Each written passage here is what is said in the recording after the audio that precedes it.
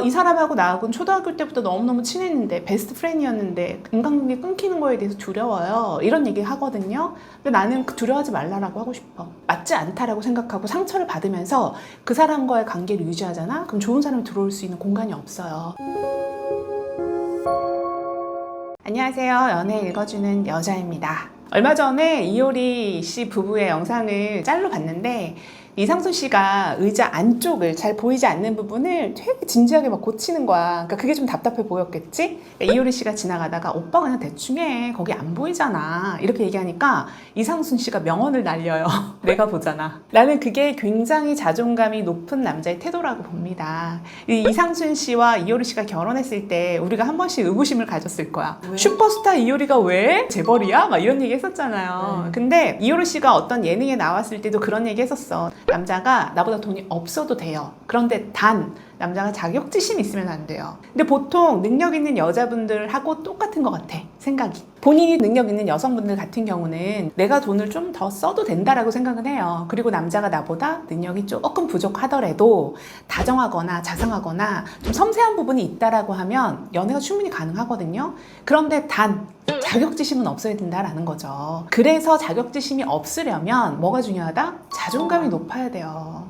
자존감은 내 스스로가 나를 인정하고 사랑할 때 비로소 발현이 된다고 보는데요. 자존감을 높이는 방법 제가 정리해서 한 5가지로 말씀드려보겠습니다. 첫 번째, 나 자신을 속이지 않는 것. 현대사회를 사는 사람들은 사실 되게 바쁘기도 하고 끊임없이 평가를 받기도 하고 회색 옷을 입고 지내긴 하거든. 그리고 무리 안에서 적당히 튀지 않는 정도의 그런 사회성이나 매너를 유지하면서 사는 것 같아요. 근데 내가 어떤 사람을 만나면 눈치를 본다거나 또 어떤 사람을 만났을 때 내 학력이나 직업이나 연봉을 속이는 경우도 있지. 허세고 거짓말이잖아. 그러면 집에 돌아왔을 때 어때? 허탈해. 그리고 그 사람과 더 딥한 관계가 되기 어려워요. 왜? 거짓말로 사람의 관계를 맺기 시작하면 본인 스스로가 거짓말했다는 거에 대해서 계속 괴로워할 거거든. 그리고 그건 진짜가 아니잖아. 이럴 때 스스로 자존감이 낮아진다라고 전 얘기 드리거든요. 그래서 절대 누구를 만나거나 어떤 행동함에 있어서 나를 속이면 안 돼. 내가 살아온 필모를 속이면 안 된다라는 거야. 그게 가장 중요한 키포인트다, 이런 말씀 드리고 싶어요. 학력이나 직업이나 정량적으로 드러나는 부분들에 대해서 그렇게 만들어진 걸 뭐 어떻게 바꿀 수 없잖아. 본인이 바꾸고 싶으면 공부를 좀 더 하면 되겠지. 조금 더 빌드업해서 좋은 직장, 조금 더 나은 연봉을 만들면 되겠죠. 그 노력하는 과정에서 자기가 성취를 하고 이뤄내잖아. 그럼 자존감은 높아져요. 그러나 이성을 만날 때나 잘 보이고 싶은 사람 앞에서 거짓말은 하지 말아라. 그건 절대 도움이 되지 않는다, 이런 말씀 드리고요. 두 번째, 여유롭습니다. 본인이 갖고 있는 장점과 단점 중에 단점만 생각을 해서 상대가 이렇게 보면 어떡하지? 그런 눈치를 보지 않았으면 좋겠어요. 내가 그 틀에 내가 가두는 거거든. 상대는 전혀 그렇게 생각하지 않는다라는 거지. 만약에 내가 부족한 부분이 있으면 그 부분은 내가 노력하면 되는 거잖아. 조금 다이어트하면 되는 거고, 피부가 조금 지저분해. 그러면 돈이 있으면 피부과 가는 거고, 없으면 좋은 화장품을 써서 잘 바르면 되잖아요. 상대방과 대화를 나눌 때 장황해지는 부분들이 있거든. 막 설명을 하는 사람들이 있어. 예를 들어 피디님 오늘 화장품 뭐 썼어? 오늘 피부 끝내주기 좋다. 이게 난 진심으로 그냥 얘기하는 거거든. 근데 피디님이 지레 겁먹고 나 이상한가? 이렇게 생각하는 건 본인 스스로가 생각하는 거잖아. 예, 오늘 화장품 바꿨거든요. 이런 거 있잖아. 이런 게 더 좋다라는 거지. 그래서 조금 더 본인이 생각을 했을 때 여유로워지는 거, 이거를 조금씩 하다 보면 본인 스스로가 항상 상대방과 대화를 나눌 때 상대방이 무슨 말을 하는지도 가만히 듣게 되는 거고, 상대방이 얘기를 했을 때 내가 그 부분에 대해 생각을 하고 답해줄 수도 있는 거예요. 그러니까 너무 급하게 하지 않았으면 좋겠어. 그리고 세 번째, 자기 감정 돌보기. 저는 매일매일 내 스스로 내 감정을 돌보는 게 굉장히 중요하다라고 생각해요. 내 삶의 시작을 한 5분 정도는 명상에서 시작하면 참 좋다라는 조언 드리고 싶어요. 그 전날 좀 스트레스를 받은 상황이야. 그게 머릿속에 잠식해버리는 경우도 있거든요. 본인 스스로 대화를 한번 해보는 게 중요하다. 자존감은 내 안에서 나로부터 채워져야 한다. 남들이 채우면 또 무너져. 내 감정을 남에게 기대거나 의지하지 말고 내가 스스로 돌보면서 쌓아가면 결국은 자존감은 높아진다, 이런 말씀 드려요. 만약에 내 애인이거나 친구한테 내가 막 감정을 토로할 수도 있어. 근데 그때 잠깐은 위로가 되긴 하거든요. 근데 매번 그런 패턴으로 내 자존감을 그렇게 해서 채울 수는 없다라는 거야. 그래서 내 스스로 내 감정을 좀 돌보는 걸 해야 돼.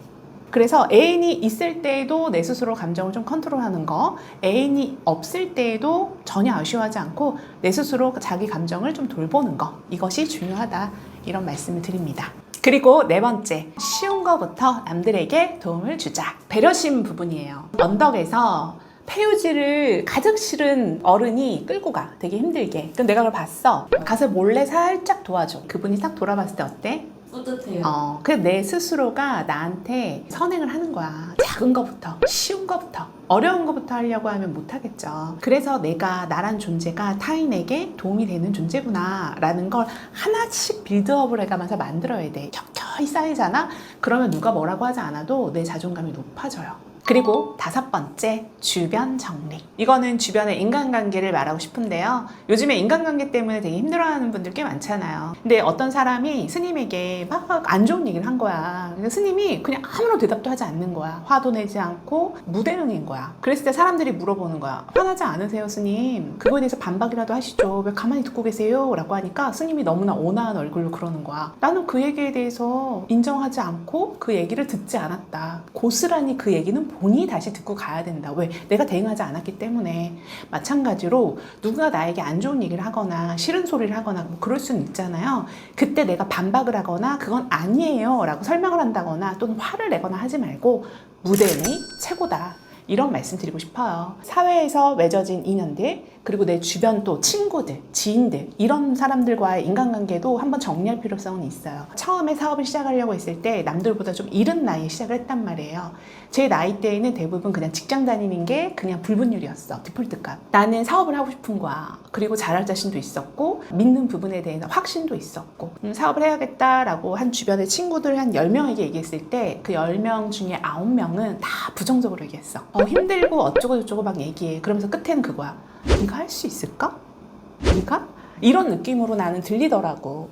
좋은 얘기를 해주는 사람이 단 한 명도 없었어. 한 명은 중립이었고 나머지 9명은 조금 부정적인 언어를 쏟아내는데 난 듣고 싶지 않더라고. 내가 할 수 있다 느끼면 하는 거고 내가 못한다 느끼면 못하는 거잖아. 그 모든 선택과 결정은 내가 해. 왜? 책임도 내가 질 거거든. 내 주변에 내가 뭔가를 시작하거나 하고자 할 때 브레이크를 건다거나 부정적인 얘기를 한다거나 했을 때 그 사람을 만나지 마라. 내가 20대, 30대, 40대를 거쳐보니까 인간관계는 다 정리가 된다라는 거야. 그리고 내가 어느 정도 일에 대한 성취? 성공까지는 아니더라도 뭔가를 이뤄놓잖아? 그러면 사람의 이 스케일이 좀 바뀌어. 그 나에게 시너지를 주는 사람들만 남게 되는 거예요. 내가 이런 주변 정리, 인간관계를 정리하지 않고 20대, 30대, 40대를 맞이하잖아요.